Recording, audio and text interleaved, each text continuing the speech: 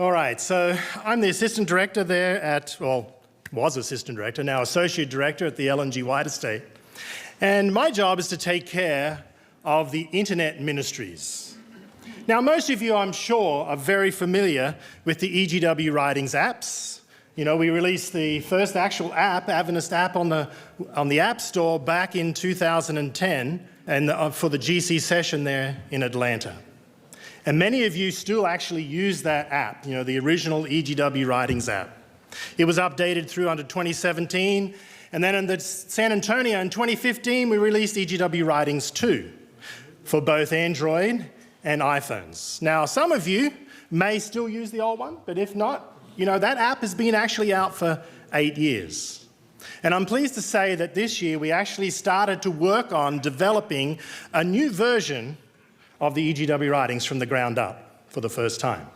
So hopefully, I'm not sure how long it'll take, but we're starting out with some new and unique things, especially in the realms of community, so that you'll be able to do more sharing and interactive work within the app. And also, for those ministers out there, you'll be able to put together sermons and things in my notes.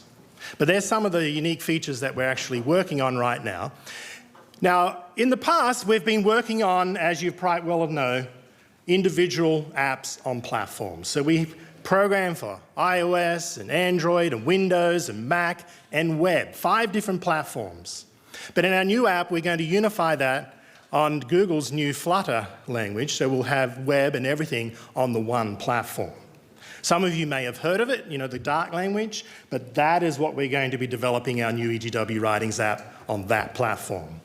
Now, having a unified platform will have a unified then experience across all of our apps. And so if you've used the different platforms, you may notice that there are differences between each one, but this will unify the experience. Now, some of you may have seen what we released in beta form in 2020, and that was our new EGW Writings. I don't have time today, of course, to go through and explain it all, but if you happen to go to YouTube and type in EGW Writings, you'll find tutorials there for the website and for all of our 5 platforms. And you can find that, EGW Writings, on the YouTube channel. Now, there is something I'm sure, I haven't been here, I just walked in at lunchtime today. I'm sure that a lot of you have been talking about AI. Now, we have, on this website, worked on an old form of search. But we know that a lot of people come to EGW Writings to use search. And I'm sure all of you have gone on ChatGPT and searched for quotes and references and things on ChatGPT. But how many of you here have actually looked up at the answers that you've been given? Has anyone here done that? Try to verify the information that you have actually searched on ChatGPT in terms of Ellen White. In my tests, I ran numerous tests over the last few months, and I'm surprised to say that 90% of it is not true. You can ask it to give you a quote. It will give you a quote. It will give you a reference, but try and find that quote at that reference. I challenge you. Or put in a statement and say, you know, what does Ellen White have to say about this? And look it up, and it will actually, because accuracy is not its key. It is just trying to give you the best answer, and the answer sounds great, but I want to make sure that all of you communicators know to check your facts. As wonderful as it is, it's better if it's accurate. And that's the most important thing as journalists or communication people, to make sure that the information that you've been given is accurate. And so as a result, on our website, we are going to be building our own open neural network. And we started work on that just a few weeks ago. So with that, you will be able to, it's not going to be the same experience as ChatGPT. And if we use the commercial form of it, and I've noticed some ministries out there have already started to use it, but I just wanted to warn you, just check that it's actually a quote or a reference from her, okay? And we are going to be, because we know if we don't build in AI into our search engine, which is as popular. Now, I looked up last night how many search queries came into our search engines last month. And we actually passed 600 million queries worldwide last month alone. Because when you have, on the Android platform, 2 million users and 750,000 users on the Android apps, and then you have 500,000 users on the Mac OS and Windows apps, and they're using it day in and day out, you get everything's pointing back to our servers, you get a lot of queries. Now, what will happen with that if we don't adjust is we will lose a lot of that traffic because they'll be going elsewhere to find their answers. So we're starting to work on that ourselves. Now, pray for us because it's going to be a big task, but it's an important one for the church and for services, our ministers, our teachers, our pastors, our Sabbath school teachers, to be able to get the information and reliably trust on it. If something I will just point out now, if you want to ask this search engine a basic question, it's not AI at all, it's just search. So you can say, what is faith, for example, and put a question mark at the end. You can actually get back, it will open up in the related section here, it will give you back answers from the writings of Ellen White. You can see in the fifth column, right over there in the Search Plus column, you'll actually get answers over here, and then you get answers from the frequently asked questions. So the top section is actually from the writings of Ellen White, and it actually looks for a natural language processing phrase. It doesn't sort of give, your hits all over the page. It actually looks from a natural sentence and tries to get back your answer. So, you can click on there, faith is trusting God, and then it will give you a sentence back. So that's just the basic form that we worked on. We actually have had that in play for a couple of years, but now we're going to improve on that. So moving on. I want you to have a look at EGW Writing site. You'll find a fantastic lot of tools in there. If you want to know how to basically use it, at the end of the search box, there is a question mark. And in the question mark there, you can see all the search syntax, and it also gives you direct links at the top there to the YouTube channel to help you to look for more answers on how to use it. As I've traveled around to different universities and shared it with pastors and teachers, they have found it extremely useful to prepare their Sabbath school lessons or their sermons.